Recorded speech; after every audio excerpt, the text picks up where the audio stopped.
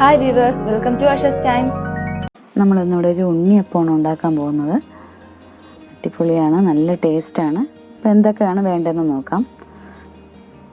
3 പാളയംതോടൻ പഴം എടുത്ത് വെച്ചിട്ടുണ്ട്.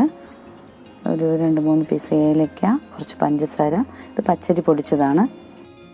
ഇവിടെ കുറച്ച് തേങ്ങ ഞാൻ കട്ട് ചെയ്ത് വെച്ചിട്ടുണ്ട്. നമുക്കത് വറുത്തെടുക്കേണ്ട ആവശ്യമുണ്ട്, അതിന് വേണ്ടിയിട്ടാണ്. അപ്പോൾ നമുക്കൊരു ബൗൾ എടുത്തേക്കാം.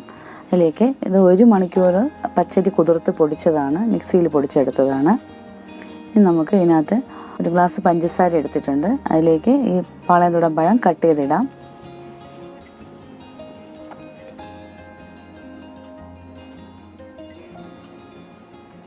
നമുക്ക് ഒരു 3-4 പീസ് ഏലക്കയും കൂടെ ചേർത്ത് ഇത് നന്നായിട്ടൊന്ന് അരച്ചെടുക്കാം മിക്സിയിൽ. അപ്പോൾ അരച്ചെടുത്തിട്ടുണ്ട്. ഇത് ഈ മാവിലേക്ക് നമുക്ക് ഒഴിച്ചു കൊടുക്കാം. 1/4 ടീസ്പൂൺ ഉപ്പിട്ടിട്ടുണ്ട്. ഒരു 1/4 ടീസ്പൂൺ സോഡാപ്പൊടി കൂടെ ചേർത്തിട്ടുണ്ട്. നന്നായിട്ട് ഇളക്കുക. കട്ടി കൂടുതലാണെങ്കിൽ നമുക്ക് കുറച്ച് വെള്ളം ചേർത്ത് കൊടുക്കുക. ഞാനിപ്പോൾ മിക്സിയിലെ ജാറിൽ തന്നെ ഒഴിച്ചിരിക്കുന്ന വെള്ളമാണ്, അതുകൊണ്ടാണ് ആ കളറായിരിക്കുന്നത്.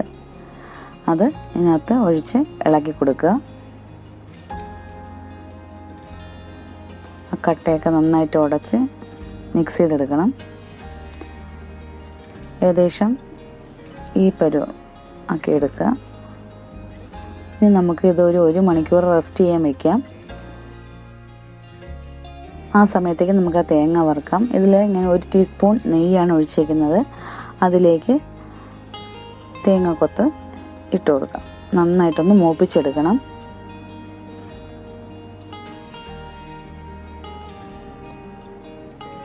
നല്ല കളർ മാറി വരുന്നുണ്ട്.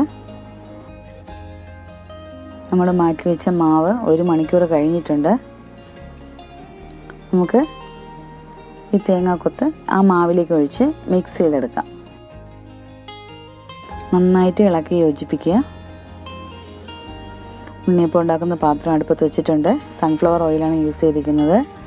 ഓരോ സ്പൂൺ വെച്ച് മാവ് നമുക്ക് അതിൽ ഒഴിച്ചു കൊടുക്കാം. മീഡിയം ഫ്ലെയിമാണ് വെച്ചിരിക്കുന്നത്.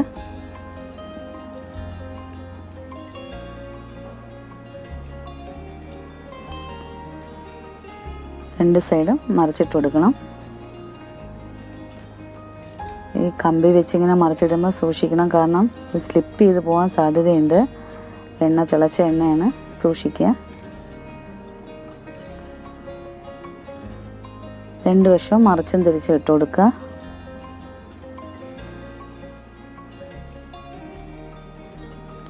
ഏകദേശം ആയിട്ടുണ്ട്. നമുക്ക് ഓരോന്നായിട്ട് പപ്പടക്കമ്പിയിൽ കോരിത്തെടുക്കാം.